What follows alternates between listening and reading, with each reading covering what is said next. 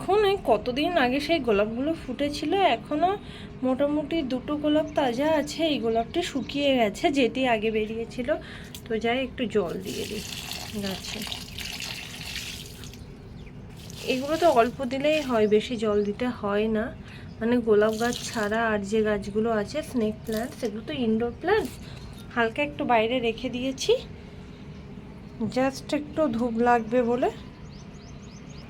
ওই দেখুন বেলকনিতে গাছে জল দিচ্ছে, আরও প্রচুর লোক স্কুলে যাচ্ছে, মানে প্রচুর বাচ্চা স্কুলে যাচ্ছে। দেখুন আমার সেই হ্যাঙ্গিং গাছটি কি সুন্দর, মানে পুরো গোচ্ছা টাইপের হয়ে গেছে, অল্প অল্প করে ঝুলতেও শুরু করেছে। বলেছিলাম না যে এখন এটি এরকম লাগছে, কিন্তু ধীরে ধীরে সতেজ হয়ে পরে এটা সুন্দর আর কি ঝুলে পড়বে আর কি।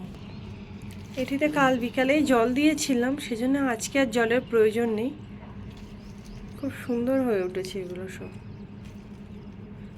সতেজ হয়ে গেছে আর কি। এইভাবে ঝুলে ঝুলে পড়বে আর কি, একটা গোচ্ছা টাইপের হয়ে যাবে। ঘরের অবস্থা আর দেখার মতন নেই। দেখুন ওই মেয়ের ব্যাগ রেডি করা ছিল, জ্বর এসে বলে আর পাঠালাম না, বাচ্চারা খাওয়া দাওয়া করে জল টল খেয়ে গেল। তো যাই ঘরবাড়ি এবার একটু গুছিয়ে নিই, অগোছালো হয়ে আছে। এই জামা কাপড়গুলি কালকে কাচাকুচি করেছিলাম, তো বেলকনিতে জায়গা ধরেনি, কিছুটা মেলা আছে, ওগুলো তুলে এগুলো দেবো। শুধু আমারই নয়, সবারই সকালের কাজ থাকে, বাসি কাজকর্ম, ঘরবাড়ি ঝাড় দেওয়া, এগুলো সব থাকে পরিষ্কার পরিচ্ছন্ন। তো যাই ঘরবাড়িগুলো একটু পরিষ্কার পরিচ্ছন্ন করে নিই। তো আমি এখন ঘরবাড়ি পরিষ্কার করার কাজে নেমে পড়লাম। আপনারা আমার থাম্বনেল দেখে অবশ্যই বুঝতে পেরেছেন যে মেয়েদেরকে কিন্তু যুগ যুগান্তর ধরে দশভুজা আখ্যা দেওয়া হয়েছে, কিন্তু প্রচুরও এমন ছেলে আছে যারা কিন্তু গুছিয়ে সংসার করে। তো তাদেরকে যে কেন দশভুজা আখ্যা দেয়া হয় না, এটা আমার মাথায় ঢোকে না। তো আজকে কিন্তু বরকর্তা প্রচুর কাজ করে আমার অনেক মিস্ত্রি খরচা বাঁচিয়ে দিয়েছে। তো অবশেষে ঘরবাড়ি সব পরিষ্কার পরিচ্ছন্ন করে নিলাম। বাচ্চারা যা সকালবেলাটাই করে দিয়ে যায়, আর ওদিকে হাজব্যান্ড ক্যান্টিন থেকে দুধ নিয়ে এসে দুধটি টি টেবিলের উপরে রেখে দিয়েছে। তো হয়ে গেছে, বেলকনিও ধোয়াধুয়ি কমপ্লিট করে ফেলেছি, জামা কাপড়গুলো সব মেলে দিয়েছি। এবার আমি যাবো স্নান সারতে, তারপর আবার নোংরা গাড়ি চলে আসবে, পুজো পাঠ করতে হবে। তো যাই আমি নিজের কাজকর্মগুলো সেরে ফেলি। স্নান সেরে চলে এলাম পুজোর ঘরে। এখন ঘড়িতে বাজে 10টা, হাজব্যান্ডটা অফিসে চলে গেছে। তো প্রচুর জবা ফুল এনে দিয়েছে হাজব্যান্ড। তো বাইরে দেখলাম ফুল গাছে অনেক ফুল ফুটেছে, দাঁড়ান আপনাদেরকে দেখাচ্ছি। এই দেখুন আমার টবের গাছে কত ফুল ফুটেছে। তো এই ফুলেই পুজো হয়ে যায়, তবুও হাজব্যান্ড জবা ফুল এনে দিল, তো সেইগুলোতেও ভাবলাম ভালোবেসে যখন এনে দিল পুজো করি। তো দেখুন এই যে 4টে গোলাপ এই হলুদ থেকে সাদা হয়ে গেছে, 1টা 2টো 3টে 4টে, 3টে 4টে। তো এই কুড়িটা দেখছি আজকে সকালে নতুন করে আবার ফুটেছে, কালকে কুড়ি হয়েছিল, জল দিতে দেখলাম, তো আজকে আবার মানে ফুটে গেছে। তো ভিতরটা দেখুন হলুদ আছে, যত বড় হবে তত এরকম সাদা হয়ে যাবে। তো যাই কিছু ফুল আমি তুলে নিই, পুজো পাঠ করবো বলে। বেশি নেব না, কারণ জবা ফুলও তো আছে। এই সাদা ফুলগুলো মা লক্ষ্মীর অতি প্রিয় ফুল। তো মানে আমি আর কি ইউটিউবে দেখেছিলাম, তো সেই জন্যই গাছটা লাগিয়েছিলাম। অল্প কিছু নিই, আর বেশি নেব না ফুল, থাক গাছেও একটু ভালো লাগবে তাহলে। ব্যাস এই কটাতে হয়ে যাবে, আর ওখানে জবা ফুল আছে। ওই দেখুন কোয়ার্টারের নিচে কিভাবে জল দিয়ে গাছগুলোকে বাঁচিয়ে রাখছে এই গরমের সময়। সমস্ত মাঠে পার্কে এত মাটি ফেলেছে কেন তা কে জানে, বুঝতে পারছি না। যখন কিছু হবে তখন বুঝতে পারবো, আপনাদের সাথে শেয়ারও করব। ফুল তুলে নিয়ে ঘরে আসছি, তো দেখুন মায়ের এই ফটোটি আপনাদের সাথে এর একটি কাহিনী আমি শেয়ার করছি। দেখুন ওই উপরে লেখা আছে পরাশক্তি সেবা সমিতি, নিচে দেখুন সব হিন্দিতে লেখা আছে আর কি। এদিকেরই ফটো, আমার একটা মারাঠি না হরিয়ানার বন্ধু আছে, তারা এই ফটোটি পেয়েছিল বলতে উনি মানে হরিয়ানার লোক। তো এখান থেকে কেউ ওনাকে একজন ওই ফটোটি দিয়েছিল, মানে ক্যালেন্ডার আর কি, বারবার ফটো হয়ে যাচ্ছে। তো সেই ক্যালেন্ডারে মা কালীর ফটো দেখে সে তো ভয় পেয়ে গেল। তো আমাকে বলল, দিদি তোমরা তো বাঙালি, ওদের ভাষাতেই বলল, তো ফটোটি তুমি আবার ফটো বলছি বারবার, ক্যালেন্ডারটি তুমি নিয়ে নাও, আমার বাচ্চারা এই মা কালীর এই ফটো দেখে ভয় পেয়ে যাচ্ছে, তোমার কোনো অসুবিধা নেই তো? তা আমি বললাম না না, আমার কোনো অসুবিধা নেই। তো বললো তুমি নিয়ে নাও। তো সেখান থেকে ওই মা কালীকে আমি একটি করে মাঝে সাঝে যখন পাই জবা ফুল দিই, যেদিন পাই দিই, যেদিন পাই না তো সেদিন দিই না। বাচ্চাদেরকে ছাড়তে যাই, তো আজকে যেহেতু বাচ্চা একটু অসুস্থ ছিল ছেলে, তো ছাড়তে তো যেতে পারলাম না, হাজব্যান্ডই গিয়েছিল। তো জানে মা কালীকে আমি জবা ফুল দিই, তো সেই জন্য সে কী করলো, সে দেখলাম আজকে নিজেই তুলে এনেছে। যাক, খুশি হলাম, অন্তত মাকে ফটো তো চড়াতে পারছি। তো ফটো বলছি বারবার, ফুল তো চড়াতে পারছি। আর আমাদের দেশের দিকে তো হয়ই, আর এদিকে অন্য আরেক ধরনের জবা হয়, আপনাদেরকে দেখাবো। আমি তুলেছি, তো আপনাদেরকে হয়তো দেখানো হয়নি সেইভাবে। ক্যাম্পে যখন যাই বাচ্চাদের দিতে যেতে যেতে সেই আর কি জবা ফুলটি আমি মানে আপনাদেরকে শেয়ার করবো যে কেমন ধরনের জবা ফুল হয়। তো যা পুজো পাঠ সেরে নিই।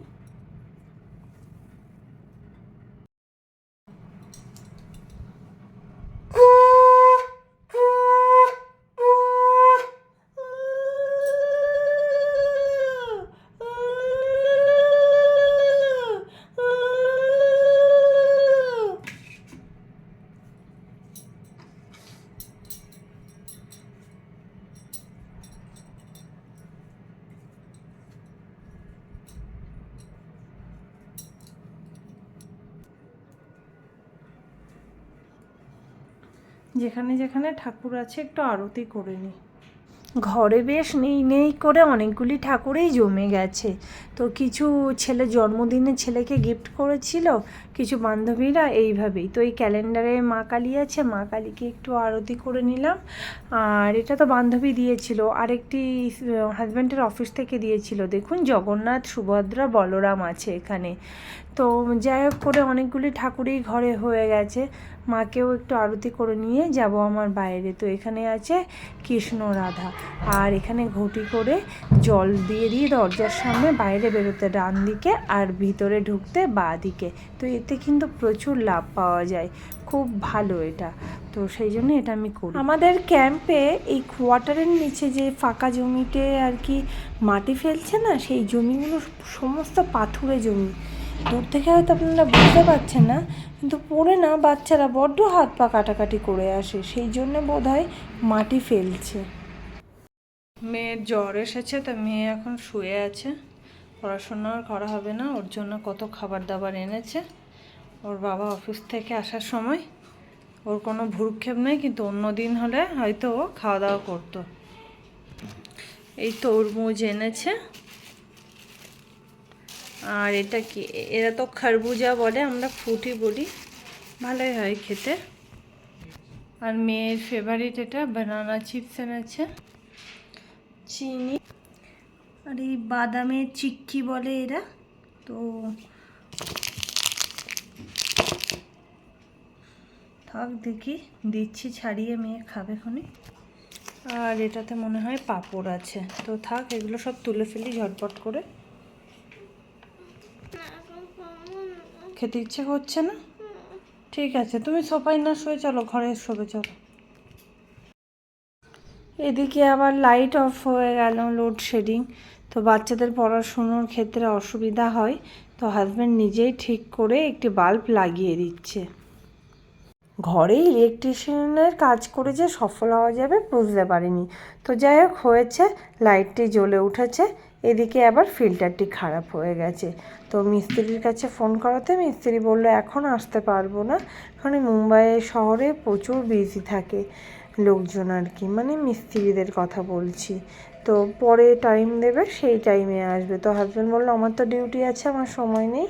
তো যাই হোক ইউটিউব দেখে নিল, আর নিজেই বাজারে গিয়ে সমস্ত জিনিসপত্র কিনে এনে নিজেই ঘরে কাজকর্ম শুরু করে দিল ফিল্টার লাগানোর সুবাদে। তো আমার হাজব্যান্ড বলে না, এখানে সমস্ত লোক মানে সৈনিকরা প্রায় কাজকর্ম নিজেরা সমস্ত ঘর দিয়ে বাইরে দিয়ে করতে পারে। আর হচ্ছে তো আপাতত মনে হচ্ছে সফল হবে এতেও, কারণ এরা কাজকর্ম পারে আর কি। তো যাই হোক ফিল্টারটি লাগিয়ে দিচ্ছে, নাহলে জলের জন্য কোথায় বা আমরা আর যাবো। তো মোটামুটি লাগানো হয়ে গেছে, দেখুন সেট হয়ে গেছে। আর ফিল্টারটির কি অবস্থা হয়েছিল দাঁড়ানোই, দেখুন পুরো সবুজ হয়ে গেছে, নষ্ট হয়ে গেছিলো পুরনো যে ফিল্টারটি ছিল। তো আমার আজকের ব্লগটি এখানেই শেষ করছি, আপনাদের সাথে দেখা হবে নেক্সট ব্লগে। ততক্ষণ পর্যন্ত আপনারা সাবধানে থাকবেন।